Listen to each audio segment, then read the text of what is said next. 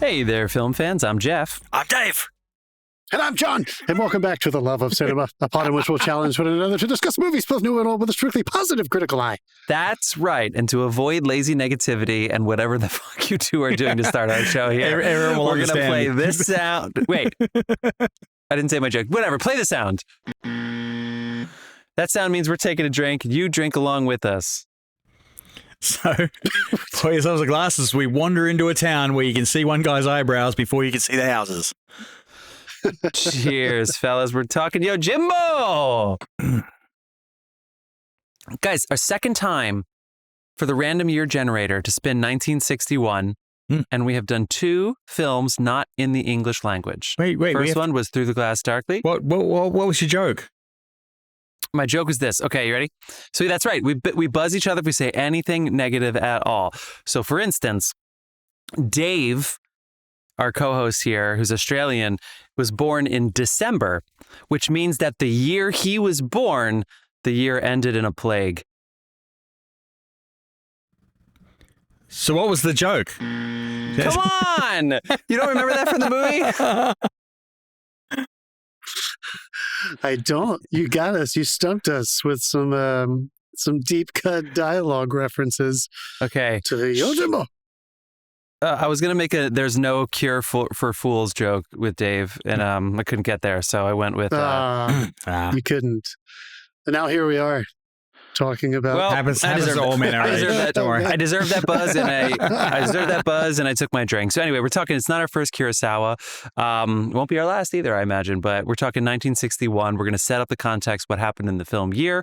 We got a lot of fun facts since we have been into this year before. We'll talk about some box office things, just what life was like in 1961, the year this momentous film came out.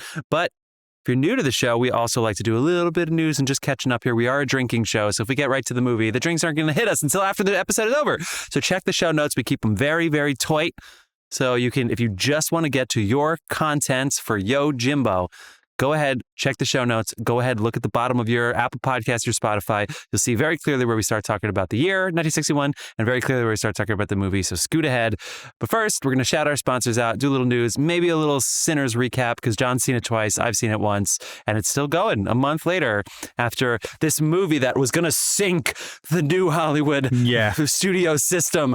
It has only made $350 million worldwide on an $80 million budget. No! Dude, this is the only one of the ones Warner Brothers banked on that was like incredibly successful. And look what happened. They changed their name back to HBO Max. Do they want it to be bad so they could write it off again? I think they just want to sink their own movies. I hated calling it Max. Hey, Max. Let's pour one out. Yeah. Pour one out. It was so dumb. So dumb. Also, stop copying each other. It's so clearly a response to Amazon Prime and not being, they didn't want Amazon Video, so they called it Amazon Prime, and then Amazon Prime was that, so they're like Prime Video. And so it's like they're just fucking chasing each other, whereas Netflix has always been Netflix and is fucking smoking all of them combined. Also, so it's like, Netflix just bought Sesame Street. Really? That is great. Sesame Street is staying on the air. Here's the thing that I need, though. I don't want NPR and PBS to not need to exist because corporations can buy them up. So even though that seems like Netflix is doing a good thing, I don't want us to not care about funding being lost. I feel like that ship had sailed. That ship had sailed there because like Max had already bought it and cancelled it. That's true too. And Netflix is taking over the mantle and keeping it going. So we can't not have Sesame Street. The world's on fire and we're just mining money for the Middle East. Imagine a world without Snuffleupagus. I know. It's a sad, sad, sad world. I'd be as sad as he is. John, you want to shout some sponsors out so we can keep checking? Bird. Yeah, we have some sponsors. One of them's names is Carlos Barroso. He makes beer. His handle is cbarroso.beer. It's on the Instagram. The link is in our show notes. Follow him to see all those beer making shenanigans. Good guy. Carlos, love you. Say beer one more time. We also have a music artist in residence that goes by the name Dasein. That's Dasein, Dasein. No beer. You can find their music available on all the usual music platforms. Once again, you can go to our show notes and click on the link there, and you'll find yourself transported to a world of trippy music made by that artist in residence. Dasein! That's it. That's all I've got. All right. Cool. Can you imagine, I'm not quite done bitching about it. Can you imagine if a prestige company that was like exclusively known for prestige, like started just putting the word Max at the end of it? Yeah. You know what I mean? Like name any like high fashion or jewelry or something, and they said Max, and then they just Tiffany Max, and then they just started calling it Max. Like Adobe Max. What the fuck were they thinking? I think they need to. Well, here's what they were thinking. What they were thinking is you had HBO Now, you had HBO Go. And so they had all, and then HBO On Demand, of course, was one of like the first ones for everybody who, there's like their TiVo sort of.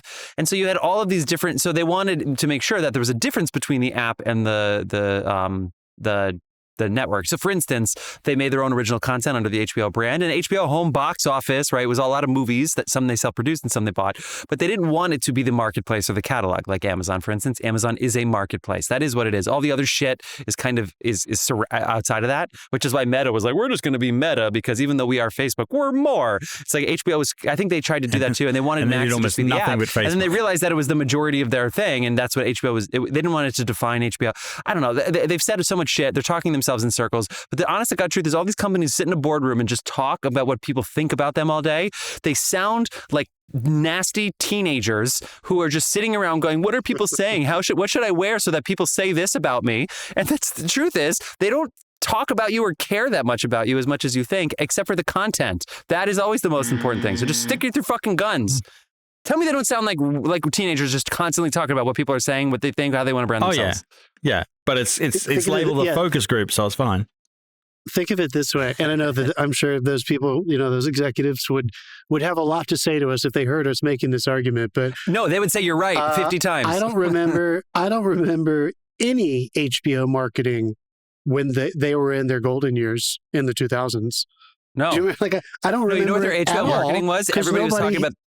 Turn on the Emmys and watch The Sopranos clean up. That was their marketing. Exactly. Yeah. That was their marketing. We are the best at this.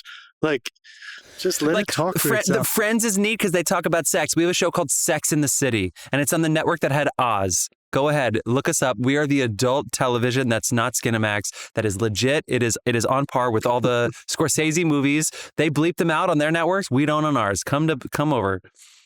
I miss it. I love that Pesci quote where it was like Casino or one of them where somebody was like, let's do another take where they don't say fuck so many times. So that way, when we try to sell it to TV stations, we could always re-edit the movie with less fuck so that it's more TV friendly. And Martin's like, oh, interesting. And then Pesci goes, wait a second. I didn't know that you made TV movies. I thought you made cinema. And he was like, you're fucking right. Where the fuck would I do that? Marty. Mm-hmm. Yeah. Okay. All right.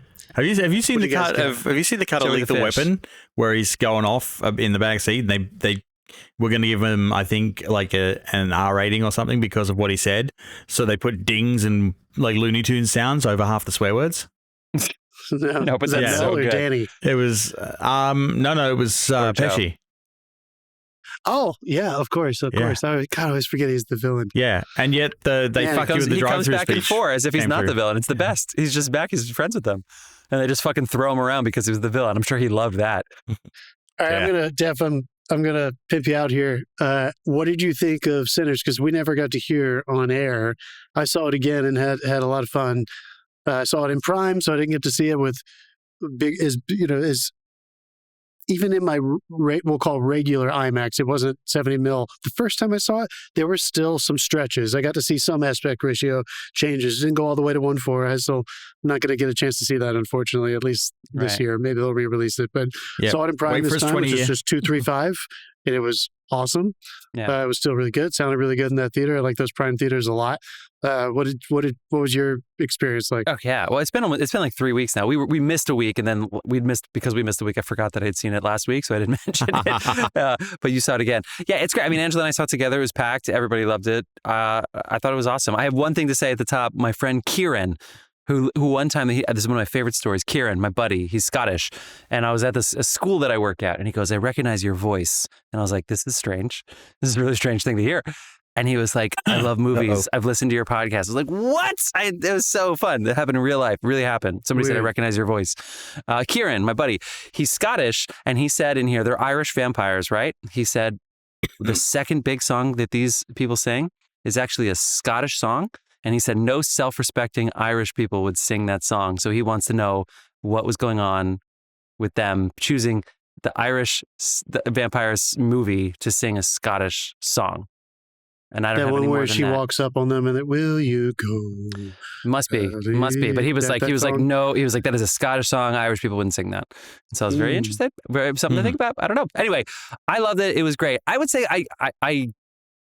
I wish I didn't know how hyped it was when I saw it. I wish I just saw it the first weekend because I mean, it was stunning. The sequences, the musical sequences, as you said, John, were amazing. I don't think it was the greatest thing I've ever seen in my life, but it's certainly just so fascinating and fun and awesome and great.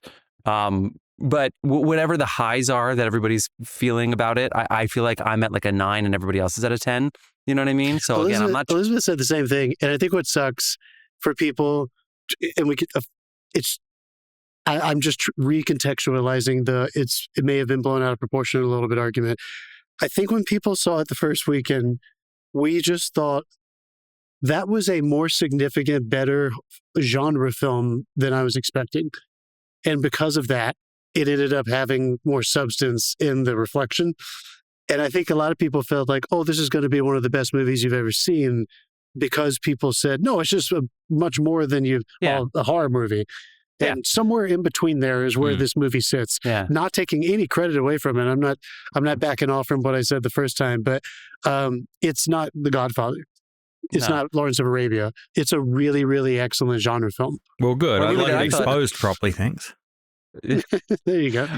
But yeah, I mean, I loved it. It was definitely more than a vampire movie, but I'm also glad it wasn't trying to oversell or overplay itself. I'm still a little curious as to why we needed that scene at the end, like the very end or the post-credit scene, like whatever that is. I don't know if we needed it. Again, it made it seem like it was like they were trying to make a bigger point, and I don't know if they needed to make it personally. But again, I did spend a lot of it like, gee, I wonder what Ryan Coogler wanted. Wonder what he wanted of me. I'm glad he didn't overplay his hand.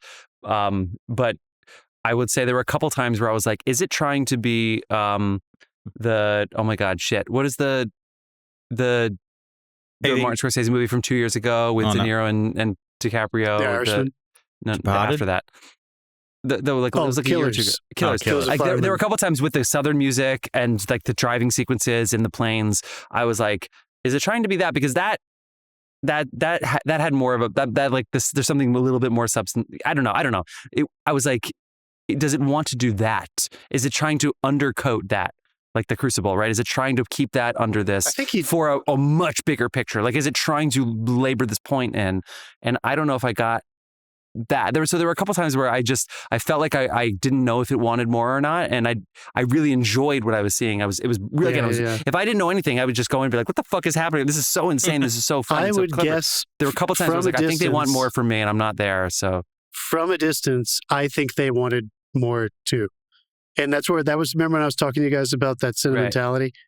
Right. Like, it's there, and is it earned? And some people might feel, but I mean, that's definitely like, it felt like that was very much what he wanted to achieve. Anyway, Dave, once you see it, I'm very curious because I think you'll be coming on the downslope if you watch it on VOD or at home or whatever. Oh, no, I'm definitely going to you'll probably have even if it's on a normal screen, I'm definitely going to the theater to see this. You should. It's excellent. It really is excellent. It really is excellent. I've got happy for it. I've got a ton of days off coming up, so. By the way, Jeff, the performances get that money are solid, aren't they? Yeah, and Michael B. Everybody's so good in it. I think a huge takeaway is Michael B. really is that level of an A-level movie star. He really is. Dude. He's got he is a young Denzel. I know that Denzel at Oscars and stuff, but like he's doing work at the level while also very obviously being a movie star, and that's just rare. Like he is a rare talent. I totally agree. All right. You guys ready to bitch about some shit? Yeah. Like we haven't. Oh, yeah. What's my gripe going to be? Dave, you have a gripe lined up? I do. All right. It's topical. Okay. All right. 1 minute gripe timer. Here we go. So, as you know, because I'm not drinking, I'm doing this donating to charity thing. And look, I know that it's how they get their money and stuff, but I donated to one of them recently, like it came time to swap over, so I did the donation. Right. And they have a box saying it's okay to contact me for like further donations, etc., etc. And I unticked the box because I only want to donate once, and as part of the process that I've got going on, and I'm not loaded. But anyway, no sooner had I unticked that box and hit send, I got an email in my fucking inbox asking for more money. Yeah. And I'm like, come on, why even have that fucking box there? Like, stop being so aggressive. You're putting people fuck off. Those charities, Dave. Fuck you, charities. Fuck no, it's but it's like, why even put that box there? Like, the timer's for Dave, not you, John. I just don't like the aggressive approach some of them take, and I've done 2 others where it was perfectly fine, and they thanked, wrote us a thank you letter for the donation and shit, and They really need it, man. They need that shit. Yeah. Well, and they know that they settle down. They can make twice as much by getting you to do that by signing up for the regular payments. No, they can't. They'll get half as much from me. Well, I know. I think the same thing. I think the same thing. I think maybe more people in this country are suckers, which is why we have Trump. Dude. You ready for me? Yeah, right. Oh, yeah. Sorry, Dave. Oh, yeah. Okay. So I've seen a lot of docuseries and such. Can we please stop making these people say, and that's when I realized, or that's the moment I knew. Tell me you don't know this, what I'm talking about. So I watched the Joplin one with a tornado, and he literally was like, and then a car went up in the ceiling, and the roof of the place blew off, and I was staring at death with a fucking giant tornado. And that's the moment I knew we were unsafe. That's a direct quote. They could see a giant tornado over them. And he goes, that's the moment I knew we were unsafe. That's the moment I knew. And then he didn't even know what to say a different time. Inkling? Like... That's the moment I knew tomorrow was going to be bad. Like, I'm so sick of this. That is the documentary equivalent of freeze frame. You're probably wondering how I got myself in this position. Like, I watched another one, the one with the murders in the North Carolina with the guy and the Irish lad, and it was like sliced up, and then like the boy who's grown up now, and he's like, and that's when I knew. And I was like, stop it. He's like literally crying, talking about being like 13 and his like new mom sliced up his dad, and they were trying to blame the families. And he was like, and that's when I knew. And I was like, no, you don't, come on, just let the kid fucking talk and edit it. You don't have to tell him, okay, now can you say that's when you knew your dad was murdered? That's when I knew what a New York strip cut was. I swear to God, listen, next time you do a docuseries, just listen to how many times they go, and that's when I knew, or that's the moment. It's like, God, with the dramatic purposes, shit. Ugh. All right. You got that out of the system? It's all John Hughes' fault. Yeah, all right. You're right. It's bleeding into our culture. Literally, you literally have 6 kids who know exactly when they became the way that they are, and all they needed was one Breakfast Club to out them. Summer and was the that's the summer. And all those damn girls, all those damn girls just had to take their glasses off and let their hair down, and they were pretty. It's amazing. Actually, it's really wild. It's really wild. It's all they needed to do. Yeah, we see. It is, you, actually, John. I hate that in shows. Why are you the way that you are? Because when I was 12, I was touched. Oh, okay, cool. Who needs a therapist? What? What? Fucking John Hughes films are you watching? Does that go in the Jeff blackmail folder or what? No, that goes in the show, motherfucker. Does that go Jeff works at schools? Dude, let's go ahead and put that in the... I thought you just accidentally dialed the fucking hotline for Matt and Mark's show. Like... Oh my God. Remember when they called me and it comes up as unavailable? Yeah, no, I know. I listened to that whole story. Unknown caller. Yeah. Oh my God. Okay, these motherfuckers I'm going to be on their show talking about Free Willy, which is hilarious. I'm going on their show to talk about Free Willy. I want Matt to write a book about Free Willy. He writes about, Stranger Things and stuff. I want him to write a book about fucking Free Willy after this. You have to do the whole of Free Willy with no pants. I finally called them. I thanked them for my voicemail, and I tried to talk about how in Andor, Stellan Skarsgård's accent sounds like he's still the fucking Baron in Dune. He's like, I think the takeaway from this is, I'm like, why the fuck are you still talking like that? You tried to say that. I don't know what actually came out. It was a garbled mess. But and I admitted that, but they spent 10 minutes of my 2-minute voicemail just fucking roasting me. What did you expect? I accidentally didn't respond to a message about. They could have easily followed up and said, "Hey, did you get this message?" They didn't. They just decided to shame me for it afterwards. I nearly called in and roasted you. They ripped me to fucking shreds, and then they guilted me into now I'm recording with them on Memorial Day weekend. These motherfuckers. That's the game they play. Can't wait to be on your show. Brandon and I are going on the Piranha episodes. Yeah, so funny. Are you going to watch all of them? Is there another one, or is it just Piranha? It's just the first. It's just the first one. I think it's just the first one. I guess I should check, but they don't have me anymore. I think I was naughty last time I was there. Well, I haven't been on in years, so it'll be fun. Roasted. Yeah, I'm sure. Yeah, John, that was part of my roast. Took the piss out of They're you. like, Jeff and Dave were always reliable, and John was the one we wouldn't hear of. And now we have John and his brother on the show, and Jeff won't respond to us. What the fuck happened to Jeff? Did he die? No, he just doesn't care about us anymore.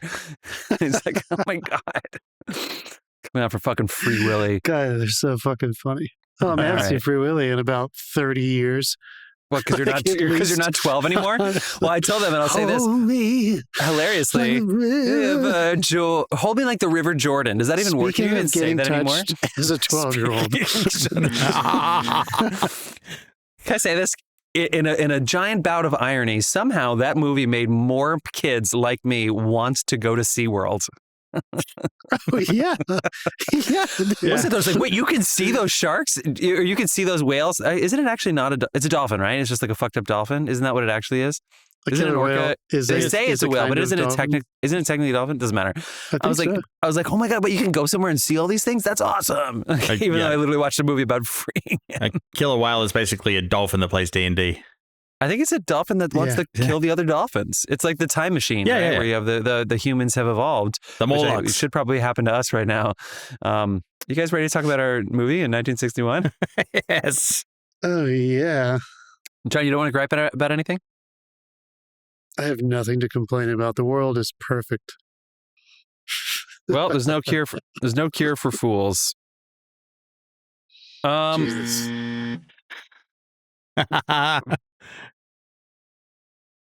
I'm on it this week. We've been in 1961. We talked about Through the Glass Darkly, Bergman. Were there 4 people total in the cast? How fun is that? Okay. Yeah, there were.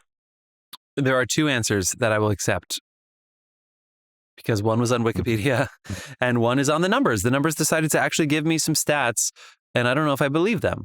So I will accept 2 answers to this question. Guys, what was the highest grossing film that came out in the film year 1961? I am going with Breakfast at Tiffany's. It's a good. Wait, did that come out this year? Good guess. Yeah, it did. I'm going with West Side Story. Okay, so Okay. Good. Oh, where are you? Oh, there you are. Nice. So, hey, according to according to Wikipedia, West Side Story. Why does the fucking Glenn Close 1996 remake comes up? John, you go ahead and Google it. Google the original 101 Dalmatians. According to the numbers, 101 Dalmatians was the highest grossing movie, but it came out in January 25th of 1961. And Wikipedia doesn't even have it in the top 10. So I'm wondering if the movie actually came out in 1960. I wonder if there's some category fraud. I wonder what happened. Why is 101 Dalmatians not even in the Wikipedia top 10, but it's number 1 in the numbers by a lot? According to this, $102 million to $43 million of West Side Story, like doubling West Side Story. So it's either not in the top 10 or the number 1 by double. So let's figure that answer out, but those are the answers. Yeah. It says it came out in 61 on IMDb. All right, so I don't know what happened. I don't know why Wikipedia missed this one, but let's go with the numbers then. So the numbers, technically, West Side Story is number 2, John, but you still get credit. Good for you. Number 3, in this case, was The Guns of Navarone. That was gonna be my next guess. Really? I know you don't believe me, but I was gonna guess mine too. I don't believe you, but why? This Columbia Pictures film? Why? Why were you going to pick it? You cannot believe me. That was not going to be my next guess. I've heard of it before, and I just knew it was like a really popular. You heard of it? Western. Get the fuck out of here! Yeah. Allied Saboteurs. Yeah. It's not a Western. It's going to be the. I've heard of it. Yeah. Hey, but you weren't going to say it's the highest movie of the year because you heard of it. No. Well, I've heard of number 4, which is El Cid. El Cid comes in at number 4. And number 5 is The Absent-Minded Professor, another Disney movie here, Walt Disney. And then to round out the top 10, are you ready for this? Number 6, the original Parent Trap. Number 6. La Dolce Vita comes in at number 7. How the fuck? Oh, that's a number 9 it was La Dolce Vita, yeah, for sure. Lover Come Back. Lover Come Back. Yes, it's so good. It's epic. I believe, John, I'm so sorry to say, I believe that's Baby Come Back by Hall & Oates, but I will take it because it's hilarious. Guys, are you ready to know? So again, the numbers doesn't care when the movie comes out. Do you know what the number 9 movie is on the numbers that came out in the year 1961? Gone with the Wind, which came out in 1939. Oh, jeez. It must have got a re-release. Still hanging on. And number 10 is King of Kings. King of Kings. Not I was just about to say, I'm a little surprised King of Kings isn't on the list. Yeah. Number 6 on Wikipedia. Oh, by the way, 101 Dalmatians came out at number 8, but they wrote out 101 Dalmatians, so that's why I ignored it. So that's on me. Fuck. All right. Anyway, so there's your top 10. Moving on. A couple other movies that did well. Fanny, Breakfast at Tiffany's. There you guys are. The Hustler came out this year. We almost did that this year. The Misfits, Pocket Full of Miracles, and Return to Peyton's Place is also on this list. Great score. The best foreign language film, which that category name has been changed, went to Through a Glass Darkly, starring the three-eyed Raven Max von Sydow. So yeah, go ahead and listen to our episode about that, because that beat La Dolce Vita and La Dolce Yojimbo. Vita, Yojimbo, La Nota, and there's another really famous one this year too. Wow, good for them. That's crazy. Yeah. So a couple film news things. I won't do too much Oscars. A couple film news. Gary Cooper passes away. That's sad. The first in-flight movie premieres on Trans World Airlines. That airline did really well. The movie was Come September, and this is back at the time where the whole plane had to watch the same movie. Do you remember that? Do you know one time I flew to Aruba and I watched Leatherheads, the George Clooney movie, and then I flew back from Aruba and we had to switch planes. And for some reason, the only movie they had was Leatherhead, so I had to fucking watch Leatherheads both ways. Yeah, it was like they just sent the pilot to the fucking video store, and whatever he got went on the plane.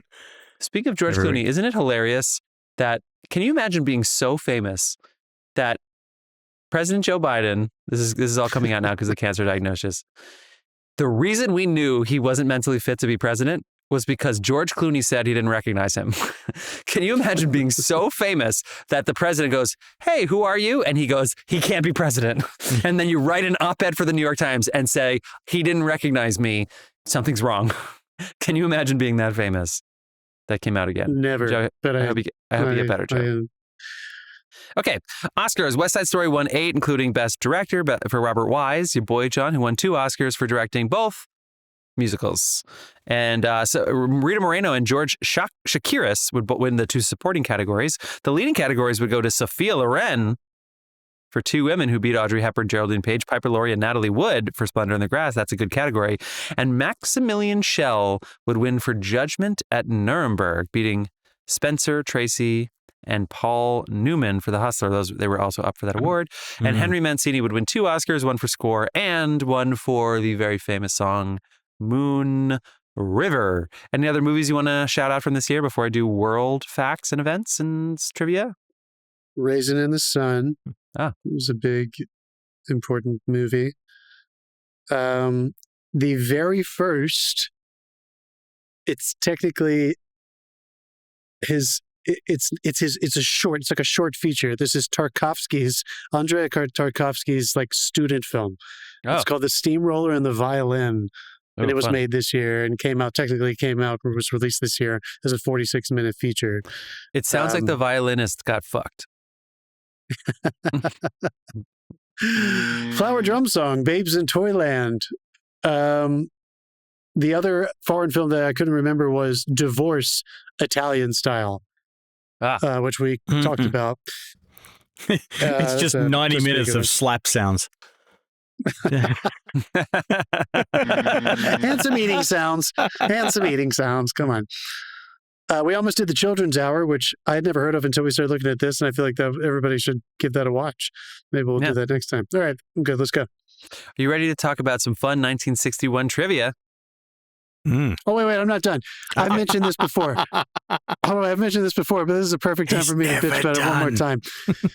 In light of the world being absolutely perfect now and there's nothing to be worried about at all, everybody should watch Judgment at Nuremberg so you can hear Spencer Tracy's final sentencing, where he explains to the German judge, who is that actor that Jeff just announced one, for why the thesis on his sentencing, for why he is actually holding the judge accountable. And it's when they let the courts fall into the pressure from the Third Reich and they stopped holding them accountable because it was easier in a lot of ways. Anyway, it's terrifying to think about that speech right now. Well, you think that's relevant to what's going on now? Good. Do I think it's what's going on now? I mean, you put me on the spot, but I think we are watching the court try to do a dance with this administration's litigation. Remember how the court decided that you could just ship people off? Remember the Supreme Court? They decided, actually, maybe you can. They're not protected was their way of getting around it. But yeah, you can ship people who were born in other countries just back to their countries into prisons. Yeah, why not? There's no protections for them, even though it's in the Constitution. All people, not citizens, all people get due process. Anyway, they're literally, If anyone's wondering why I'm not saying anything, I've been in the back of enough vans this week. Sorry, on John for bringing it up. But Dave, it's so good. In the back. You're also wearing all black too, so it's so good. Oh my God. All right, let's do some fun trivia. You ready? Sure. So was it fun? That wasn't fun. So in 1961, we actually were coming out of a recession. The United States had slipped into a 10-month recession beginning in April of 1960, during which the GDP declined by 2.4% and unemployment increased by nearly 7%. And this is crazy to us who remember everybody building roads and bridges during this time. It also didn't help that Kennedy won, beating Richard Nixon the first time at the end of 1960, and he would, of course, become the president of the United States here at the beginning of 1961. A couple other things. Eisenhower severs ties with Cuba in the final 2 weeks of his presidency. Wow. Thanks, Eisenhower. Fuck over JFK. Yeah. JFK was inaugurated January 20th, and January 25th, he holds the first live presidential news conference. He also established the Peace Corps here in 1961 and launched the first interballistic missile, which sounds like the opposite of peace. It does sound like a little bit of irony there. Hey, look at what left hand's doing. Ignore me doing this. The Berlin Wall was built. So was it a fence before this? Not really sure. I'm not going to talk about the Berlin Wall after fucking Dasein was on here and called me out for switching the Ich bin ein Berliner speech and the Reagan speech when we were in the 80s. The Bay of Pigs was this year. The American-backed Cuban uprising failed, and Fidel Castro was emboldened. Again, JFK, tough start to his year. He gets fucked over by Eisenhower. He's coming out of a recession, and then Bay of Pigs. He did all this shit he did in 2.5 years. Wow. D.C. residents were given the right to vote for presidents, and they could have one congressperson, of course, but the right to vote for president came out this year. It was a really bad year for civil rights. I'm just going to say that. And let's get into some fun shit. You ready? The top 5 most popular TV shows from 1961, technically to 1962, but it's like in the year that started, 1961. The top 5 TV shows. Number 5, Perry Mason. Number 4, Hazel. Number 3, Gunsmoke. Ooh. Number 2, Bonanza. And number 1, Wagon Train. What's up with all these wagons and Bonanza and Gunsmoke and Perry Mason? What's up with all the men doing the tough work? January 15th. Did you watch Bonanza? Also, the first episode of the Dick Van Dyke Show was filmed on January 19th and would come out later in the year. How about that? A little music news here. How about this? The Supremes signed with Berry Gordy's Motown Records on January 15th, 1961, en route to a stellar career and a number of hits. The first 3 members of the Supremes were Florence Ballard, Mary Wilson, and of course, Diana Ross. They were part of a group originally known as the Primettes. Primettes? Doesn't matter. Now they're the Supremes. Moving on. 1961 popular baby names were Michael, David, John, there you go, James, Robert, again, pretty generic male names. Sorry, John, no offense. Sure. Female names. The fuck? Forgettable and generic.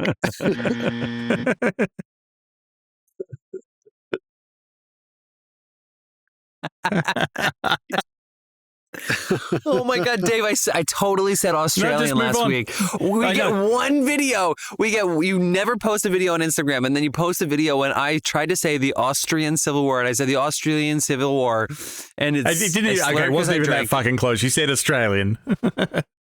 And you even called me out. You're like, did you say Australian? I was like, you drunk. You're not even drinking anymore and you're drunk. And then you fucking shamed me on social media for it. Not only that, I attached the number you can call to curse you out as well. So I guess that didn't happen. Thank God. Okay. Moving on. Or did it? Mary, Lisa, Susan, Linda, and Karen were the top 5 female names. So those are the top 10 names. The average life expectancy at birth was 70 years. I didn't get the male-female split like I got when we talked about 1930s, which was off by about 5 years. Men died so much younger than women back then in the 1930s. And then the most popular holiday gifts included Lego building sets, Barbie fashion dolls. I'm sorry, was this 2025 or was it? No one can afford a Barbie fashion doll in 2025. How about this? Dave, everybody should have 1 doll and 2 toys, except for our president who gets a $400 million jet that he can use forever. How good is that? Okay, moving on. Ken Carson dolls. You don't know who Ken Carson is? That's his last name in Barbie. Apparently Ken is a fucking last name. I didn't know that. Disney Kins. Betsy Wetsy dolls. Betsy Wetsy dolls. Dude, they were fucking robots. Creepy. Astronaut robots. I guess he said, we will go to the moon at the end of this decade in 1961, because pretty quickly they flipped that into astronaut robots, which made a lot of money. Flintstones characters and Shirley Temple dolls. Shirley Temple, we talked about in the 1930s, was a big hit. So I don't know what was going on here 25 years later, but that was your holiday gift. Who fucking cares? 3 books that were really popular. You ready? For fiction, The Agony and the Ecstasy by Irving Stone. I love a good name, Irving. Shout out to Severance. You got one thing right. Good name. The Rise and the Fall of the Third Reich. John, sounds like that's a book for you after everything you said today. Jesus. By William Shire. Cut that sitting into on my a bookshelf, clip. actually. I feel like I need to read that book. It's supposed to be very good. Is it actually sitting on your bookshelf? Yeah. You never heard of that book? Dave, don't put the context in. Just clip this. Oh my God.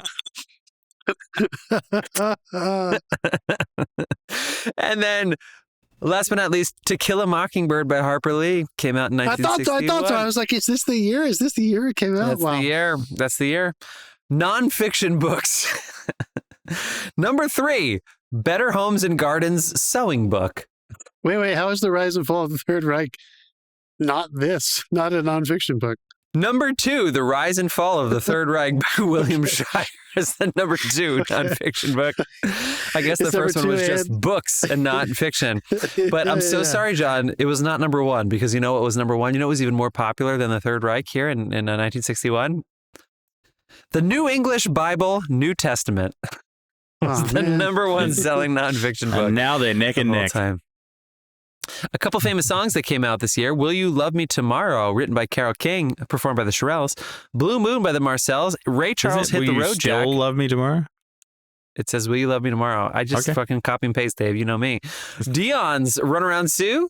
The Marvelettes, Please Mr. Postman. And The Tokens, The Lion Sleeps Tonight. That's some music trivia there for you. You ready to talk about pricing? I got something for you. Apples, 29 cents for a 3-pound bag. Now, I don't know what's going on then as opposed to now, but every single apple has a different price nowadays. My brain was like, back then, they said an apple's an apple. Those are some cheap computers. I wish we had a wah. Yeah, I said that's where my brain went. Shut the fuck up, Dave. You can't just preface it. You can't just say, I know this isn't going to get a joke laugh. Bacon, 49 cents. Don't make me put a fucking clip on you. Oh, man. Bacon, 49 cents for a 1-pound package. Beef ground, 3 pounds for $1. 3 pounds of beef for $1. I'll take that. I'm sure it had. Actually, you know what? I bet you it was healthier than whatever's in our beef now. Let's put it that way. Even though it probably had asbestos in it or something. I would not take beef that. Beef roast, 89 cents a pound. Bisquick, 39 cents for a 40-ounce box. Bread. Bisquick. Bread. 25 cents for a 16-ounce loaf. Pillsbury cake mix. 4 18-ounce boxes for $1. You can make a whole lot of cakes for cheap back then. Wow. Candy canes, 25 cents for a package of 6. Carnation Instant Breakfast, a nutrition drink. Wait a second. I didn't read that ahead of time. It says in parentheses, a nutrition drink, and it's called Carnation Instant Breakfast. How is that a nutrition drink? How is that possibly a nutrition drink? Is $1.17 for 14 packets of pure nutrition. Coming at you. Pure carnation. Cereal, Kellogg's Corn Flakes, 49 cents for 12. Okay, I will skip ahead. Skip ahead. Maxwell House, they're still around. Instant coffee, 95 cents for a 6-ounce jar. Burry's chocolate chip cookies, 29 cents for an 8.25-ounce package. That's Burry's. Eggs, 57 cents a dozen. Tuna, 33 cents for a 7-ounce can. Pillsbury flour, 49 cents for a 5-pound bag. Bird's Eye frozen dinners, 49 cents a pop. Ham, Hormel, canned ham, 59 cents a pound. Lamb chops, 59 cents a pound. Pretty good deal. Lamb's pretty expensive at restaurants, but get the chops, 59 cents a pound. And last but not least, Fleischmann's margarine, selling at a cool 39 cents for a 1-pound package of Fleischmann's margarine. And also, shout out, Green Giant introduced frozen peas, corn, greens, beans, and green lima beans in pouches, all of which came with butter sauce. Came out this year. Green Giant. And we always like to finish with our top 10 food and beverage trends for the year. A couple shout outs before we get started that did not make the top 10, unfortunately. Ambrosia did not quite make the top 10. Baked Alaska, close, but no salami. Beef Bourguignon also was in the top 10 in other years. Bourguignon? I can you use it in a sentence? Bourguignon. No, we Beef can't. Bourguignon. Diet Coke, honorable mention. And last but not least, gelatin molds. Another returning champion here. Did not quite make the top 10. No, that's an honorable mention. Okay. Did you say Diet Coke? Honorable mention. Diet Coke is an honorable mention That for came a out in top the 10 food 60s? and beverage change. Well, it probably came out before the 60s, but it was an honorable mention here in 1961. Are you ready for the top 10? I need a drum roll. I need something. Top 10. Food. It's actually set. Was that a fart? No, that was me doing a drum roll with my throat. Oh, cool. Can I get a drum roll?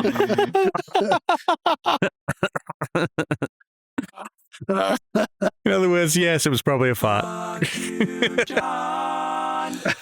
Okay. Top 10 cool food and beverage trends for the year. Number 10, a tunnel of fudge cake. Tunnel? Tunnel of fudge cake. Number 9, Swedish meatballs. How did the Swedes get in here? Maybe it's because of Through a Glass Darkly, huh? Number 8, Sprite. Number 7, Dave. Spam comes in at number 7. Not the Weird Al song, the actual substance that people ate, which is a replicant of ham. Number 6, pineapple upside down cake. Number 6. Oh, yeah. Number 5. Don't try the same with a pineapple, turning it upside down. I know you love your... That's prickly. Guys, number 5 here. I know you love your Lipton. I know you love your Lipton iced tea. You probably all had your Lipton iced tea, but have you ever had Lipton's onion soup dip? Lipton onion soup dip comes in at number 5. I actually have. You put that in sour cream and make like onion dip. It's awesome. It's like French onion. Yeah, basically. Sour cream, it's French onion sour cream dip, basically. Yeah. Right? Don't shame me. Keep it moving, all right? Yeah. Number 4. Jeff doesn't entertain much. Number 4. We already talked about Bird's Eye's frozen dinners. Frozen dinners as a whole are the number 4 food and beverage trend of this year. Here we go. Number 3, Doritos. Of course. And then for our last 2, are you ready? I think number 1's a returning champion, by the way. But number 2, clam dip. No.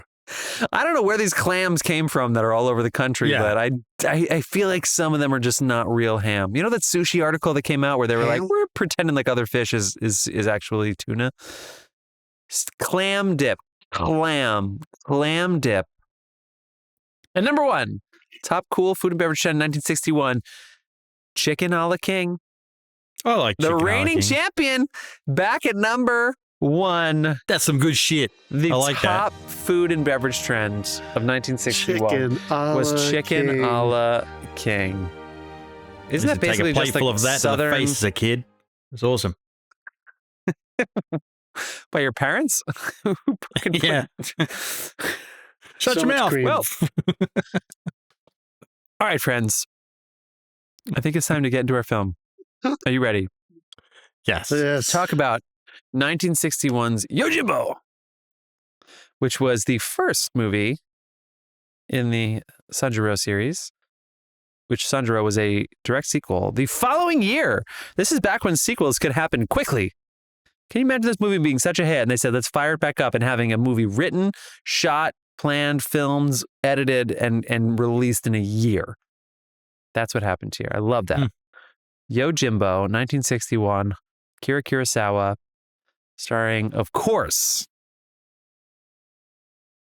Toshiro Mifune. Sorry, Toshiro Mifune. The pause said it all. It's like, am I going to get this or am I going to get cancelled? Yeah. How the fuck do you say this? Toshiro Mifune, who of course starred in 16 Kurosawa films, comes in here as the samurai, whose name in this movie, Sanjuro Kuwabatake, literally means like a flower garden and then 30 years old. Awesome. Not your first time. We've all seen this before, right? No. First time for Dave. I saw it once with John a million years ago in our old apartment. Remember we shared an apartment? Yeah. Yeah.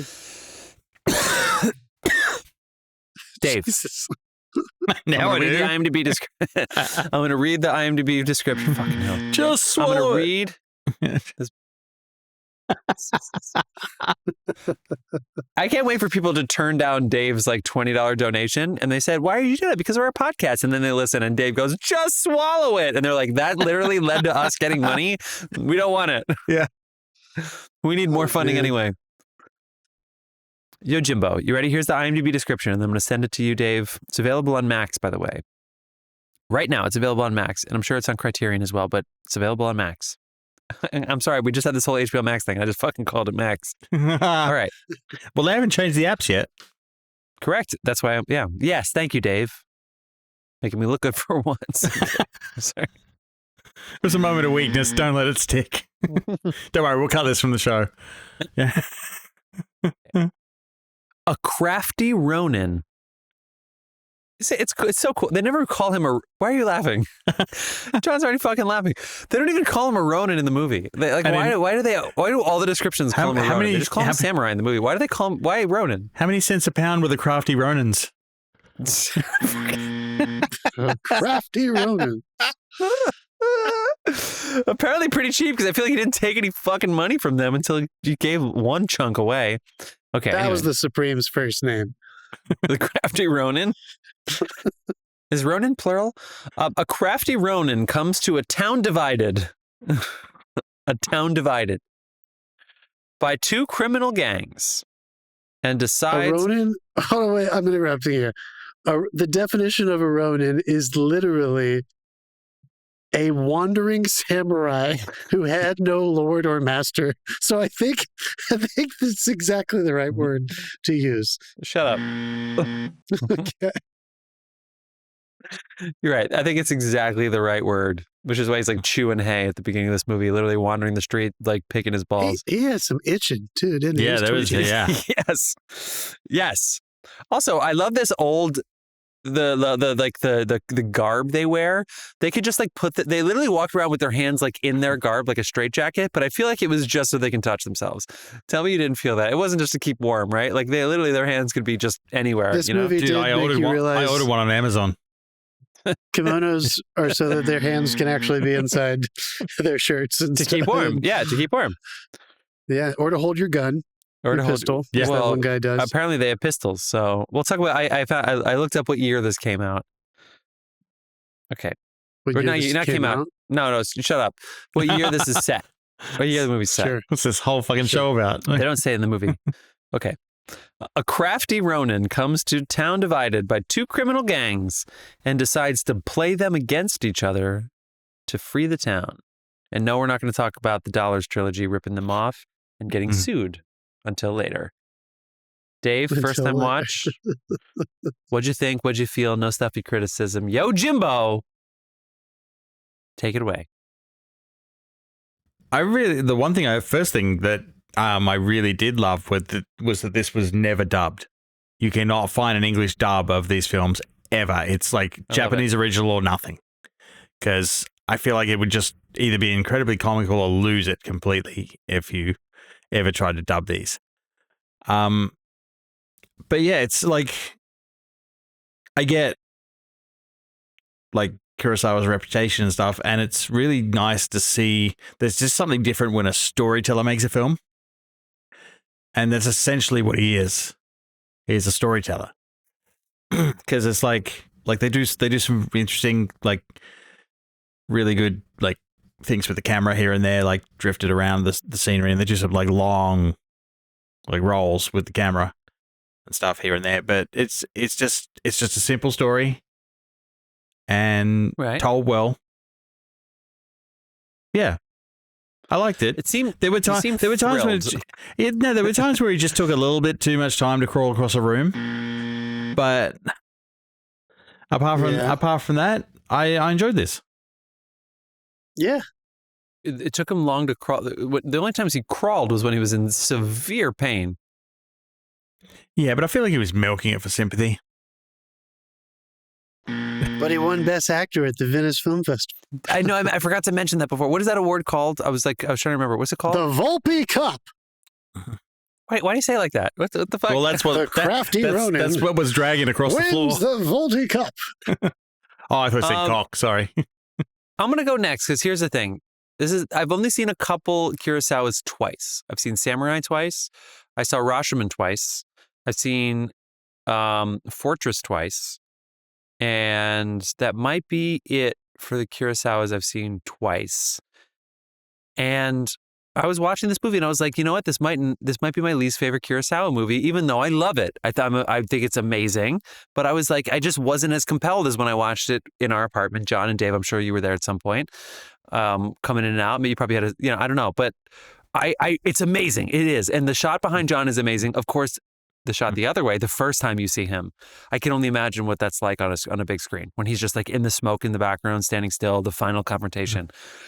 There were certain things about this that I love that are the best things I've ever seen in Kurosawa movies. The score.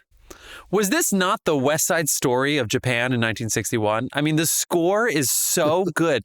That final scene that's behind John, it's only a hi-hat. Yeah.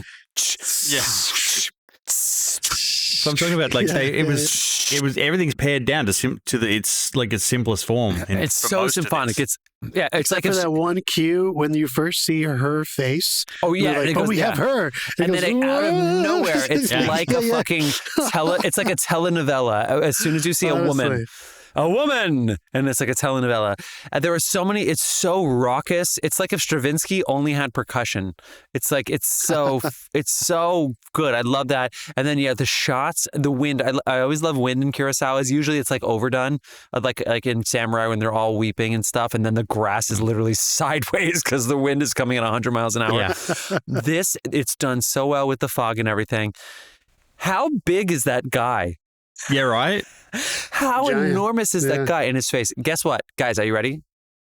I'm not kidding. I looked that guy up. He's still alive. That man is 6'8".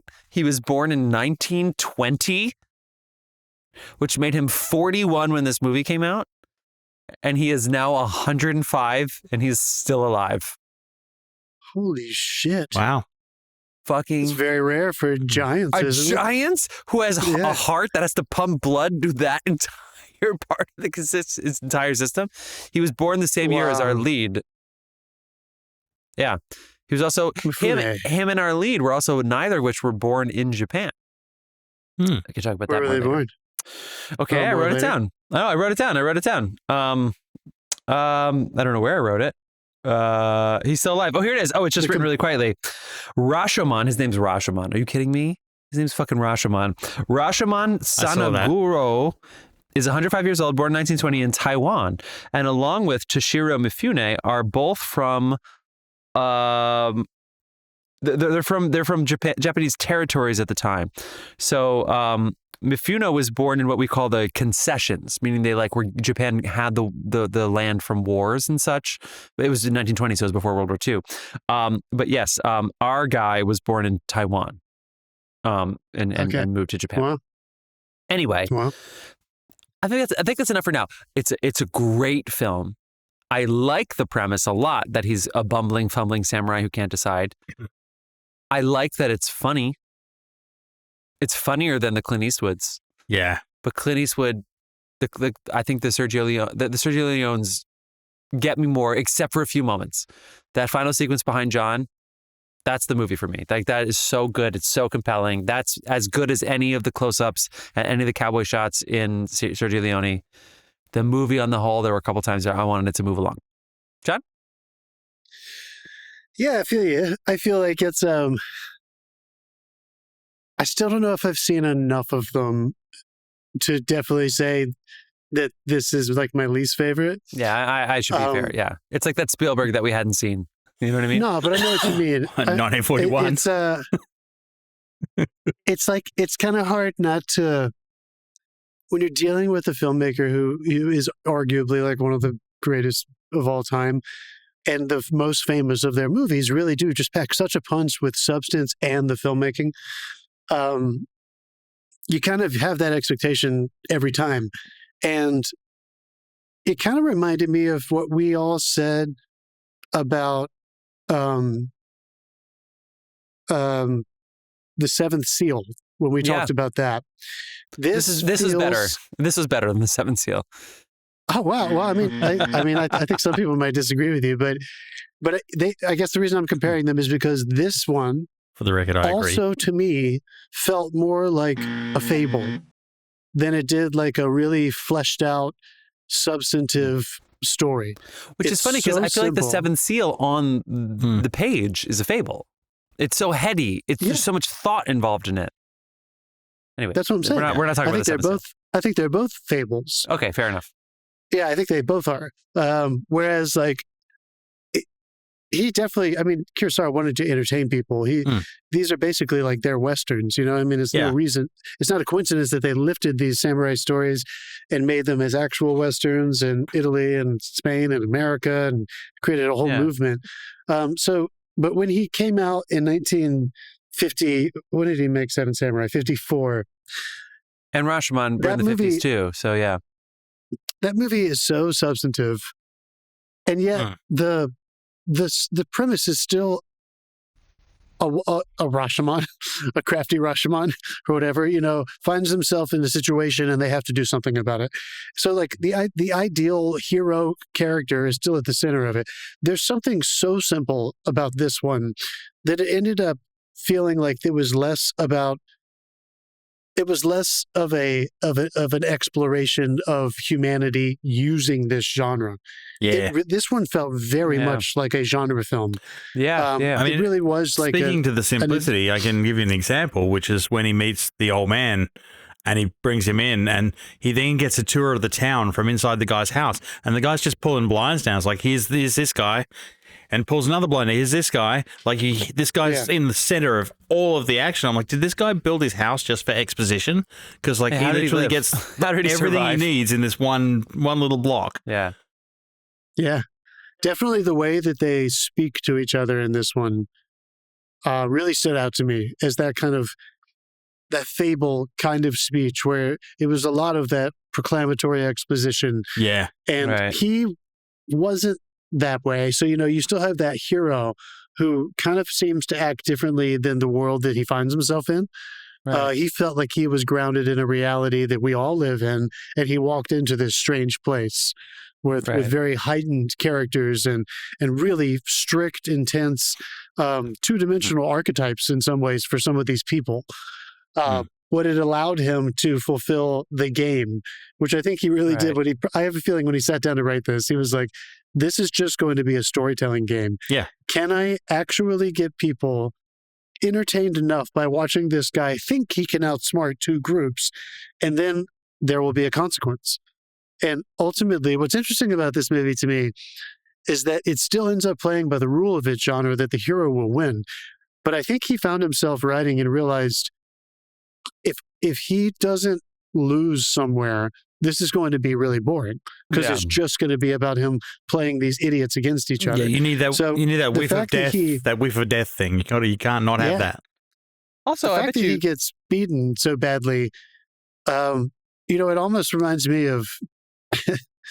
Doesn't remind me of this movie, but I feel like Dark Knight Rising kind of pulls from this kind of similar thing as well. For sure. If you really destroy your hero in the latter part of your second act, you're going to raise the tension if it actually disrupts their initial motive.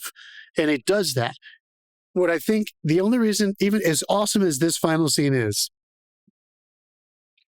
there's a little bit of me that always wishes when I see this final scene that he was hurting more. We know it's been like 2 or 3 days. Yeah. And the whole time he's really, really, really hurt. Dave thought he crawled really slowly. That whole sequence when he's like really fucked up. There was a little bit of me that was like, please give him a sword and let him have to fight.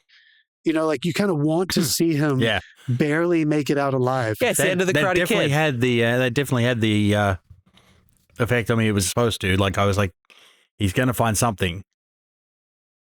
And so, I guess what I'm saying is, even shut the fuck up. Even right down the beginning, though, like when he walked in and all 40 of the guys ran out of the house and stood in front of him. Like, again, I had the same reaction. I'm like, well, this town's population is about to drop by 40 guys. Yeah. Yeah. And which was his intention, and he said that the whole time. I'm going to kill all these people. Yeah. Like, it's that great line where he's like, "This town is full of people who deserve to die," or whatever he says to the old man. But I'm not taking a cheap shot at Kurosawa. I just think we need to think about this movie in the right way. This isn't Seven Samurai or Akira or High and Low. This is a genre film. He has a hero at the end of the day kill every single bad guy and walk away unscathed. And I think if you go into that and you're not expecting, maybe Jeff, what you and I did this time, and I kind of was trying to tell myself as the movie was going, I was like, dude, don't expect so much from this one. This is just a game. This is a genre film. And if you sit back and just enjoy his filmmaking and just enjoy the acting, like with those payoffs with the swordplay are really fun. The way he moves in and out of this very, very tiny set is impressive, and you will find yourself leaning in. Like it's amazing what he's able to do with such a tiny story. I actually really love his use of location because it's never just a location. It serves the story in some way, but he never really goes over the top with it in this film. It's also an environment. Yeah. It's like, but I mean, I think you need to do what you're suggesting, John, and also agreeing with you, Dave. I mean, they're obviously using wooden swords. Like, you can't possibly watch this and think that there's even the slightest bit of realism with the swords anymore. Like nowadays, maybe on the big screen and the sound. Even when he cut that guy's clothes off him? Yeah, that was cool. That was really cool. What was that a fucking tattoo of? How many times did they basically tapping each other? And he's doing it with technique. I'm not befuddling it, but we are in 2025 watching this. I think that does matter. And there's that. And like when he cuts those 6 guys up so easily. And then it is fun. It's fun. It's fun. It's funny. They're not even trying to hide it. They're not cutting away from it. They're not getting to. I'm sure Kurosawa saw that and went. It took him longer. I'm sure at some point he said it looks like a wooden sword. It took him longer to trash the house afterwards than it did to cut up the 6 guys. It was so loud too. I really thought. That's such a fun sequence. You can sit there and every single time that they're in the restaurant, the tavern keeper's place, and they lift up a piece of wood to spy on people and then slam it closed to make a huge amount of sound. Like you would think they all know that they're eavesdropping, but it's like, again, that's not the point. So there has to be a genre film. To me, I feel like there's always a nexus in these kinds of, like, we want realism so bad, but we don't. We want to pretend like we want realism. I feel like that's how modern audiences are. Like, you can't watch Euphoria and say that's realism. That's not what high schools are like. Most high school kids are really dumb and dorky and lame, and they don't have drug sex parties and look like the perfect 10 models. And they're not 26. And they're not 26. They're not legally able to do the shit that you see on TV. Anyway, with this, it's like we want realism. So people like slam them, like, oh, people would have heard. And it's like, okay, cool. You're smart enough to recognize that. That's great. But maybe that's not the point. maybe the point is you can recognize that you need to throw realism out the window a little bit. So again, my conundrum with this is there are bits and pieces of this that are the best, and I feel like he's doing everything right. I love that there's no agenda. I love that he's chewing hay. I love that he's walking down the road and this boy just runs out of nowhere and says to his mom and dad, "No, I'm leaving. I'm moving to the city because I want to gamble." And they're like, "What? But you should be a farmer." And he's like, "Why would I just want to farm for the rest of my life? That's it. That's all I'll do ever is I'll just be a farmer." And he goes, "Yes, that's an honorable position." He goes, "No, I can never do that." And then he runs away from his mom and dad. And we witnessed this. We witnessed this conversation that would take people years to talk about and think. We witness it in 10 seconds, and our samurai just goes, "Give me some water and get me the fuck out of here, and I'm not going to pay you a cent." And then that's it. And then he goes into this town and basically is like, "Oh, there's gamblers and there's shitheads, and I'm going to just fuck around with them." I love that. For whatever reason, the thing that I love didn't carry me through the movie. But at the same time, I can't belittle the movie for that. I have to put it on myself a little bit. And so that's my conundrum with this movie, because there's so much about it. It's so great. And I think that they do a good job of getting us to get rid of our expectations about realism and accepting the fact that it's a genre movie. Yeah. I can put that. Yeah, I agree. I feel like, I think I heard a comment on the Deacons podcast by Joe Wright, director of Atonement and Pride and Prejudice. Yeah, it's great. Darkest Hour. He also did that great Black Mirror episode, the one on the ship. With did he? Kristen cool. No. He did the one with Bryce Dallas Howard. Where is it her? He did Nosedive? With the social, I swear it's Nosedive. I swear, Joe Wright. I swear. Fuck, it's one of those two. But with the social score that they actually are using now? Honestly, yeah. We use it for everything. I can't get an Uber delivery unless I have a good rating, right? Joe Wright directed Black Mirror, one episode, 2016, C1 episode, Nosedive. Joe Wright directed Nosedive. Yes. Wow, it's so good. He made a comment on the podcast. Jeff just celebrating because he got some trivia right. So good. And he wasn't like sneering at it, but I guess they had read something about him making this comment before, and they were like, "Can you expand upon that?" And he said, "Yeah." He said, I think for better or for worse, Lee Strasberg, by bringing realism to performance, he kind of destroyed the possibility for anything else. Ooh. And it kind of got me thinking. I know what he means. Like, for hundreds, thousands of years, we've had a different way to ask audiences to suspend their belief relative to the way people speak, talk, situations, movement, behavior, the way something is captured, the way it sounds. And I think it just made me think of what you're talking about right now. And I think there is something that we might need to ask ourselves and tell ourselves, that there are certain ways that we present material to ourselves nowadays that have limited our ability to suspend our belief for any other version of that.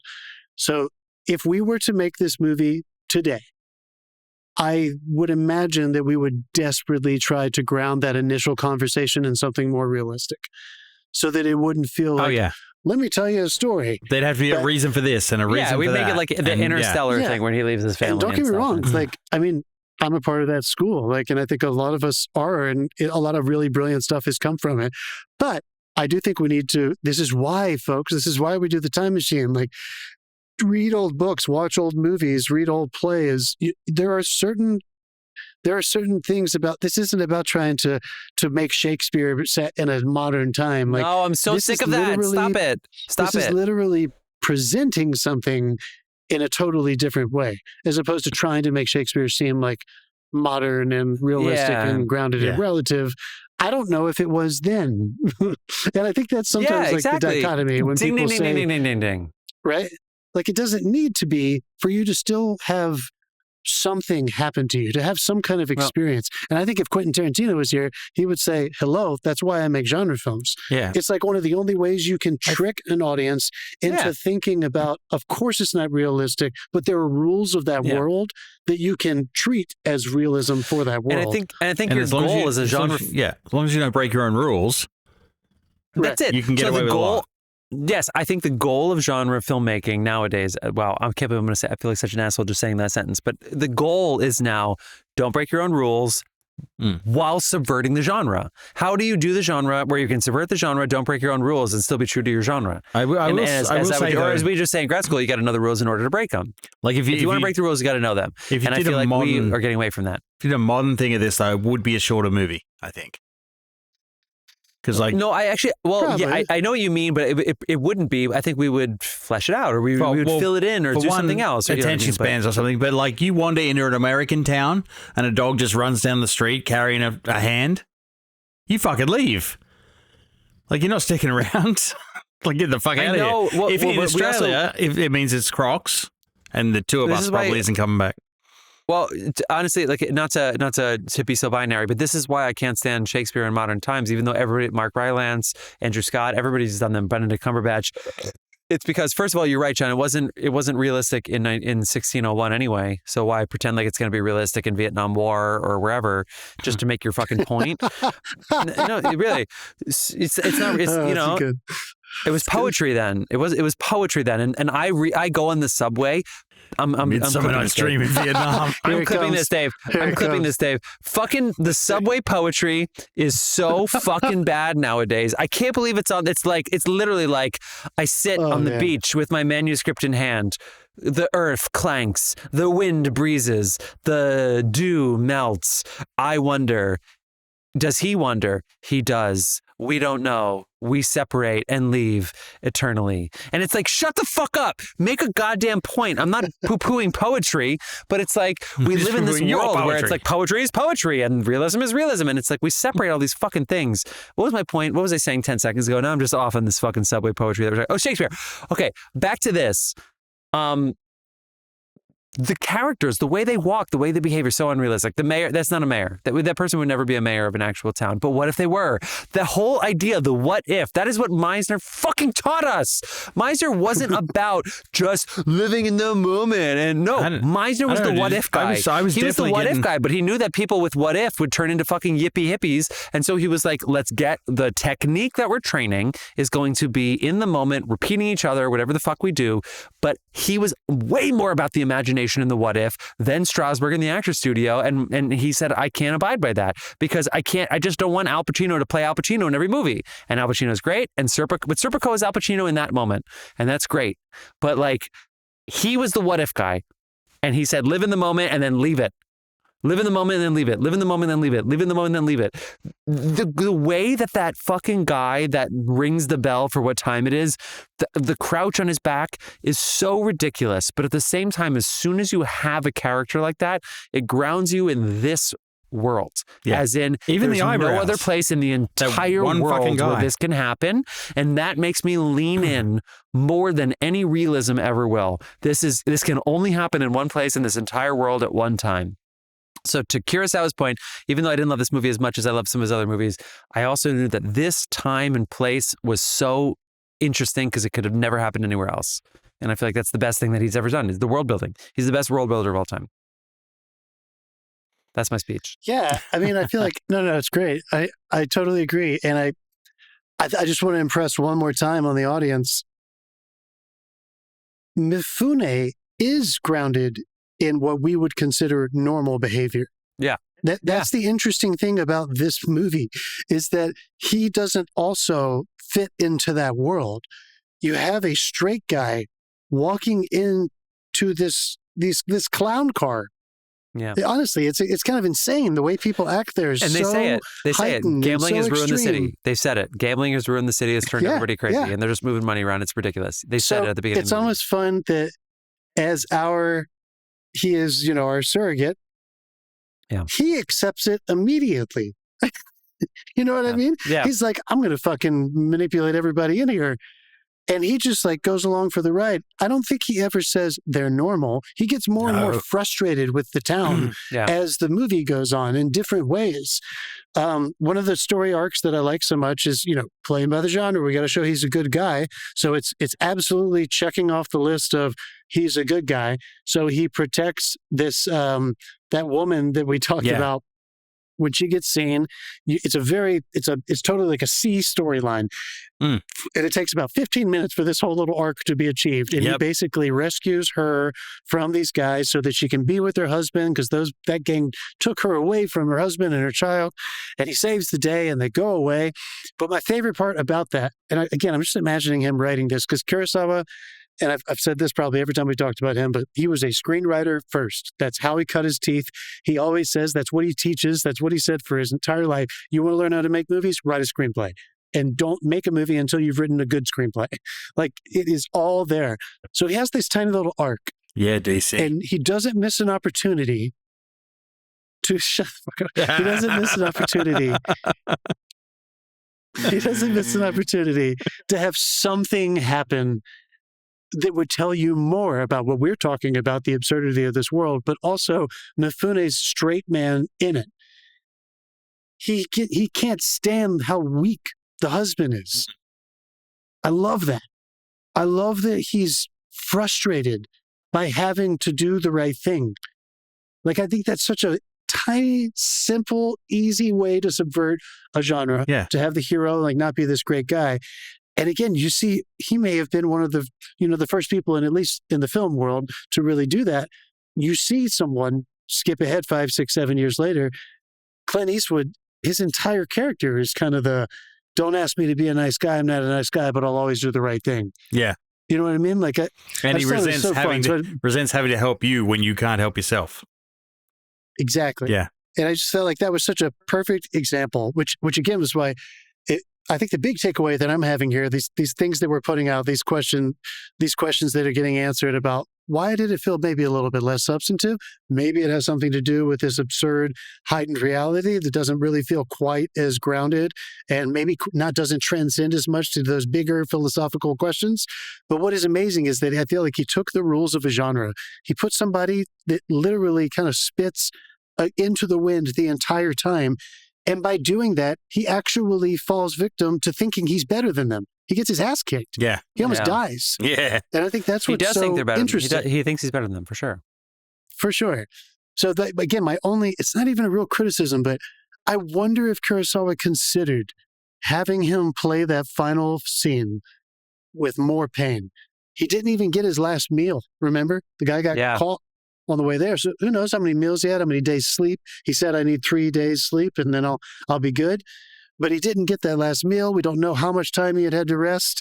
So I do think it's interesting that the filmmaker / producer, because he was a producer in that production company at this point, he was already running that studio with a few other people. They needed to sell some fucking tickets. And I think he wanted to make sure that our hero came out on top. No questions asked. This guy's going to kill everybody and we're never going to see him again. He's the man with the gun, right? He's the man with the sword. He's off on his way. So it is still, I don't know. There are things that I feel a little iffy about in terms of where this sits in his entire canon.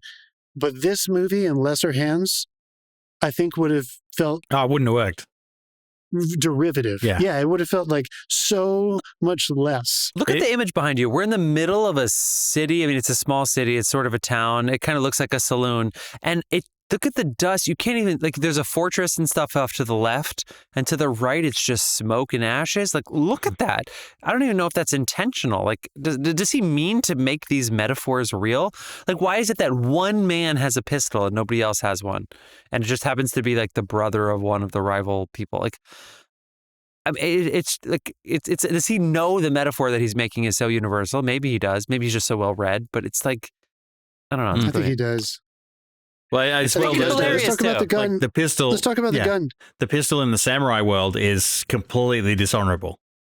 Well, so this is the end of the samurai world. So basically, okay. So thank you, Dave. This is the I looked up how to say this, and now I'm looking at it, and I'm gonna fuck it up. But it's Jaidajeki. Jaidajeki. Is that how you say it? I don't know. Jidaijeki. It's a genre of film, television, and theater in Japan, literally meaning period dramas, and it usually refers to stories taking place before the Meiji restoration of 1868. So it's generally 1600, aka when Shakespeare was writing in England, 1600 to 1868. And it usually is samurai, farmers, craftsmen, merchants at their time. So usually samurai, right? Jideki films are sometimes referred to as shambra movies, a word meaning sword fight, though shambra is more accurately designed as a subgenre of Jideki. Okay, anyway, so this movie is set in 1860. Which is the final years of the Edo period, So it's basically the end of this dynasty where samurai ruled.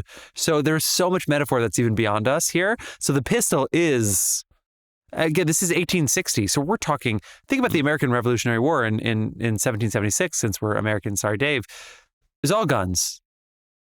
It's like the AFI all over again. This is 1860. That's when this movie is set. And there's one guy that has a gun. Why don't the rest of the people have guns by this point? And it's a pistol. It's a gun that you would see at a saloon, not a rifle. Well, see, he went away and he came back with the gun. Exactly. So obviously it's a metaphor. Anyway, what were we saying? I can't remember what we were saying anymore. I'm drinking, and it's like I guess I did just want to point out that. Where am I? I mean, I did wonder, and I do wonder when I see this movie. I swear to God, I'm not fucking questioning the master himself. Did your beer just explode? Yes, and I'm on a shared space. Don't tell Xavier, don't listen. Don't listen, Xavier, don't listen. I'm cleaning it up. He's cleaning it up. Part of me would like to ask Kurosawa, why did the gun not end up having some kind of consequence for our samurai to kind of point out that times are changing? I thought maybe he was going to get shot. Obviously, would be an obvious way to come into contact with that thing and then have to heal from a gunshot. But there, I don't know. There was something about it that almost felt like it's supposed to be for sure. And the guy makes the comment, who has the gun, is he tougher than this? Yeah. When they're talking about, we got to keep him, the samurai, as the bodyguard. And it's obviously supposed to represent something. But once again, I feel like there are a lot of things in here. And the only thing that ends up really, really affecting our Ronin is his own hubris, which maybe that's the point. And maybe he literally, Kurosawa, gave himself that rule when he was writing it. He's not a normal human. He's an alien. He's a superhero in this world. So none of those people can bring him down. I mean, that's the other reason. He can bring himself down. I think that's the other reason they needed the gun, was to give him something insurmountable, because he can't lose a sword fight. He's cutting people up like crazy. With a wooden sword. His skill his skill is next level. No one can beat him in a fight. So to have this gun threat there as well, not that they, would ever need to use it, because just having the gun is enough to go, well, he's literally bringing a knife to a gunfight. Do you think it also, I think it matters too. So 1961, he does Sanjuro in 62, and then he does High and Low in 63, which is what we've talked about as one of his only modern films, meaning it was set in the time period that it was made, as opposed to going back in time. But in the 50s, he does Rashomon in 1950, which changed everything, right? And of course, he was working with Ozu back then, but he was making movies in the 40s, and a lot of them were sword movies. And then he had Seven Samurai in 54, and I Live in Fear, Throne of Blood, The Lower Depths, and then Fortress comes out in 58. I fucking love Fortress. Bad Sleep in 60. Do you think... Was the gun a dig? But do you think it's what?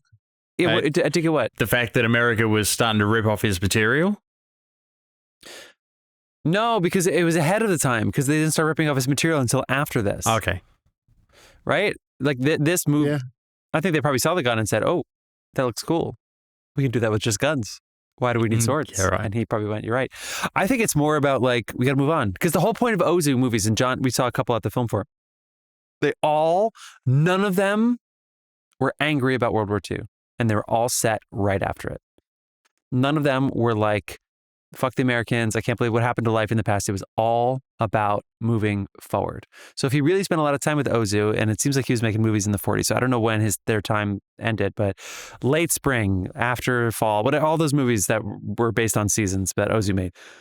I wonder if this was his It's Time to Move On movie. Because again, he had a sequel and then a modern movie right after this. I wonder if it was why do we keep going back in time? We've done them. What lessons are we constantly trying to tell ourselves? Should we just move the fuck on? And having a gun maybe was the clearest way. This person's not the smartest or the most intelligent person, but he has a pretty clear message. Yeah, very possible. By him, I mean the person he played crazy really well too. Yeah. And then I think it's really bold, back to like what we were talking about with Sinners. He aims this gun that definitely still has a shot left at our hero, and he lets him point it at him. Why even take the risk? If you're a samurai, fuck it. Just fucking break his arm. Take the hands, yeah. Take his hand. Yeah, take his hand and give it to a dog. But like, why did he let him aim the gun at him? We could talk about that moment. That was a moment for me where I felt like this guy, which again, I'll say, okay, it made me think in that moment, this guy is such a master of death and dying that he knows the guy can't fire it. He knows what he's capable of already. Yeah, you're right. And so he's unafraid. This is why no one could touch him, which again, and then it took me back, and like in real time when I was watching, I was like, okay, and this makes me think back to his downfall in this movie was his morality.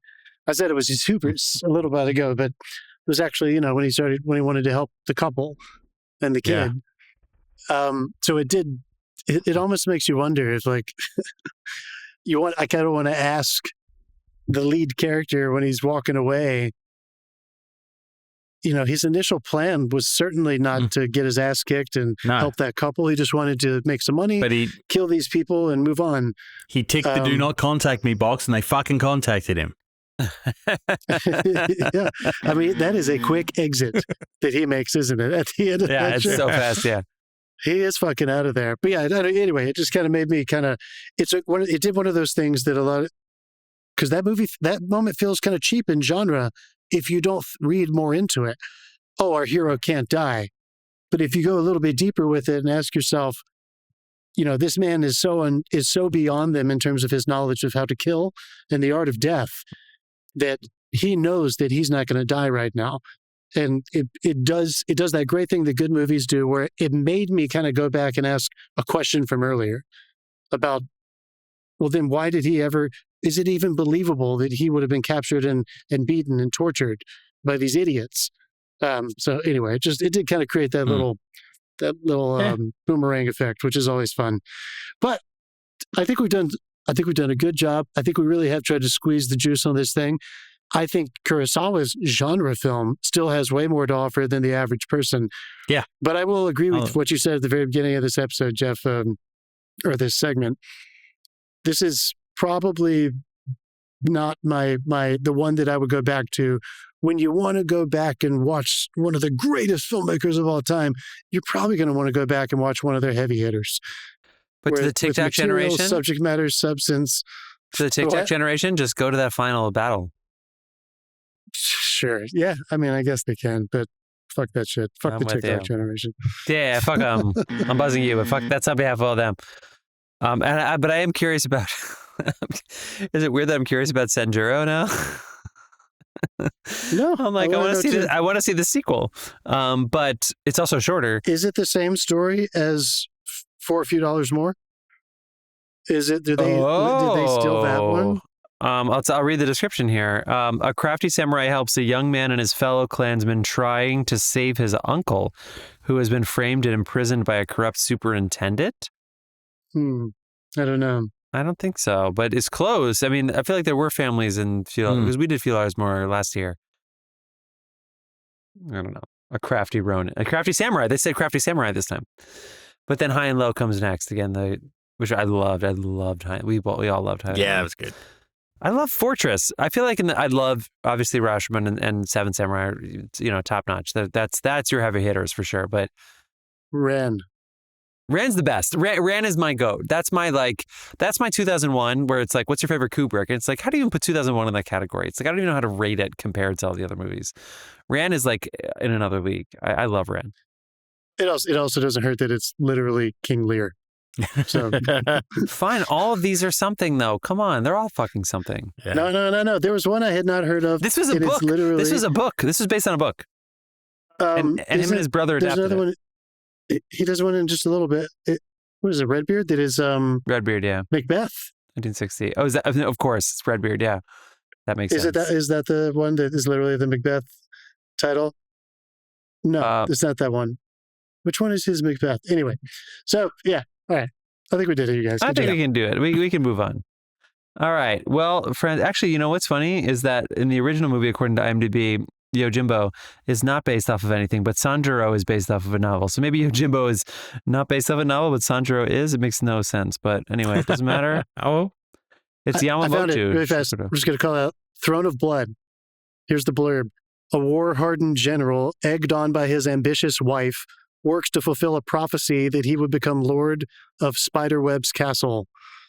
After like a witch has a prophecy. Spiderweb? It's Macbeth, right? Wait, what's the name of the movie? Throne of Blood? Throne of Blood. What year? 57. Ah. Well, if we roll 57, we'll know what we're doing. That's between Samurai and Fortress. Can you remind me what Brandon's favorite movie is? What Dasein our music? Akira, which was 52. Oh. Before Seven Samurai. There it is. Yeah, it's cool. It's about cool. the civil servant. It's cool as shit. 2 hours, 23 minutes. A bureaucrat tries to find meaning in his life. We got to watch that one at some point. It also has Takashi Shimura, who Kenji Watanabe. Okay, let's move on. Dave, you ready to spin this wheel? We're gonna spin this wheel. Let's spin this wheel. Okay, and we're not gonna just sit here and guess or name movies or look up things. But we're gonna guess what year this came out in for sure. So Dave, sure. I can't speak because I've been drinking. John, what year do you want to guess? 97. It's always random, but I feel like when we've been back in the past twice in a row, so I think it's going to be present as well. 2011. Here we go. Nope. Back to the 1900s. 19. Is that a 9 or a 6? 90s. We're back to the 90s. 92. Is that Free Willy? No, it's before Free Willy. All right, like I said, we're not going to sit here and Google movies, 1992, although that was one of the Batman movies. But we're not going to Google it. You got to wait till the end of the episode, so stick around. What you been watching? Dave, we'd like to start with you. What you been watching?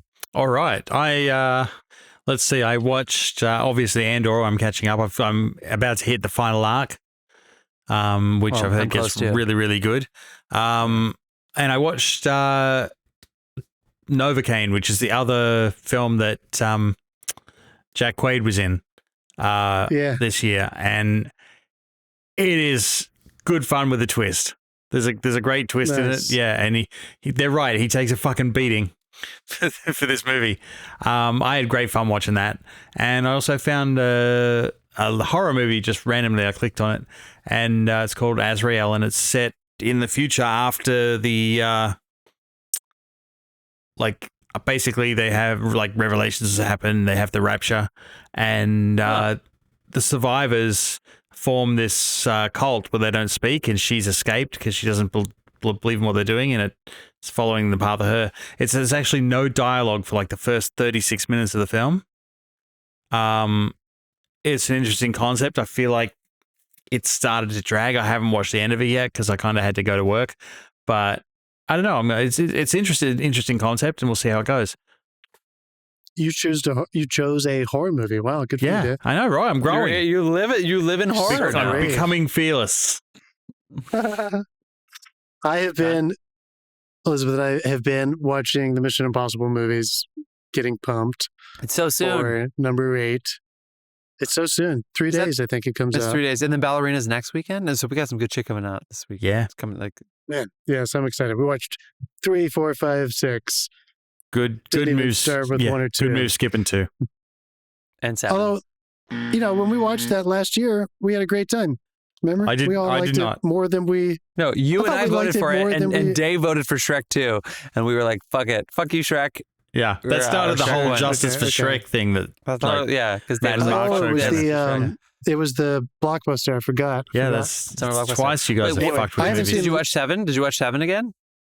No, we would watch it tomorrow night. I would have watched it tonight. Let me know, because I didn't love it in theaters as much as I love 5 and 6. I think what were 5, 3? What were the movies that stuck out the most in the ones that you watched? What's your 3, 5, and 6 stick out the most. I love the drama of 6. Yeah, me too. I love it. It's just so heavy, and I think that's part of what 7. Why it felt like such a departure is that they went away from that tone as well. Yeah. Like it felt like it was getting heavier and heavier. So that the emotional stakes, they kept telling you the stakes are higher for Ethan Hunt, but it started to feel like it kind of went back to and felt the way kind of 3 and 4 felt, which was more kind of fun and spy-y. Yeah. And you're kind of like, no, we're almost over. Like, don't let me go. Keep the hand on my throat. And whatever you do, don't scrimp on the gadgets. Yeah. Sure. But God, I love that franchise. I'm excited to watch it. Anyway, what about you, Jeff? So we flew to Chicago to do a job, and I feel like that led us to only want to watch murder documentaries. So we watched What the fuck was the job? That was not bad. No, I just mean we were going to watch I wasn't going to watch like a new 2.5-hour movie. I'm looking at like Chicago murder. Oh, there's a lot. Yeah. No, but not Chicago. No, but the one in North Carolina with the Irish lad I told you about. I think it's called. I don't even I just don't remember. American Nightmare, American Next. Who cares? It's like the new Netflix one where an American woman went to Ireland to become an au pair to a man whose wife died with 2 kids from Ireland, convinced them for her to be their mom and marry, and then they came to North Carolina and she fucking butchered him with her dad, and then it's like, whose fault is it? Hers, or was he an asshole that caused her to slice him up into 1,000 pieces? It's fucking weird. Anyway, so I watched that on Netflix. I think that's it. I'll just stick with that one. That was good. And then we're watching the Bin Laden. We're watching the Bin Laden documentary on Netflix, and it's good. The Bin Laden one, that's good. It's good. It's on Netflix. Oh, don't spoil the ending. I haven't seen it. The ending? Sure. Look, I'm just going to say this. I'm going to say it for the fucking 1,000th time. I don't want to be a conspiracy theorist, so I'm not. I'm not a conspiracy theorist. I don't want to be one. I'm not. Just fucking let me see the plane hit the Pentagon. Let me see it. Just let me see it. Just let me see it. You can't keep doing this to me. I can't see a new documentary where a plane does not hit the Pentagon when you show me every fucking angle of the plane hitting the World Trade Center, and then you don't show me the plane hitting the Pentagon. I don't want to be a conspiracy theorist. People at the Pentagon aren't even allowed to take their phones to work, dude. It's like there were no cameras. Oh, I'm sorry. They have every single camera in Washington, D.C. They have access to all of the videos. Well, you think the people didn't die in the World Trade Center? Anything important people? It makes no sense that we don't have a single shot of because we literally are watching the Pentagon, and then all of a sudden there's like an explosion, and it's like, where's the plane that caused it? Just give me the fucking plane. Apart from that, it's really fascinating. I didn't realize how close we were to getting Bin Laden in literally the first 3 months, and then fucking Donald Rumsfeld, what a piece of shit. This is. We can't have petty crimes. We can't have people that are assholes because, like, Donald Trump is petty, for instance. That's why he goes to Qatar and takes gifts from the people who caused 9/11, for instance, you know. But like, we can't have petty people do this shit because Donald Rumsfeld was mad that the CIA got to Afghanistan before the Defense Department did. So when they said, "Hey, we think we have Bin Laden. He's in these mountains. We should drop some troops on the ground." Donald Rumsfeld said, "No. You should figure it out yourself, CIA. You said you can go to there yourself." And therefore, we didn't get Bin Laden for another 10 years. So fuck you, Donald Rumsfeld. That is the story of 9/11, though, is that we learned that those agencies weren't communicating very well, much less working together. Yeah. Really fucked up. And give the if you CIA like that, you should totally watch the that one on. They have a Cold War and a 9/11 series, and it's on. It's on HBO, on Netflix as well. I told you guys about it. It's a great docuseries about the Cold War and then about 9/11. I'll try to look it up. And if you don't like that, just hit play on YouTube and leave it playing because it'll end up right where you are now. It'll just naturally go that direction. All right, we're going to take a break to listen to some Dasein, and then we're going to tell you what we're talking about next week. Turning Point's good. Yeah. I know what you're talking about. Okay. Yeah, it's good. Listen to some Dasein. We're going to tell you what we're going to be talking about from 1992 very soon. See you soon, film fans.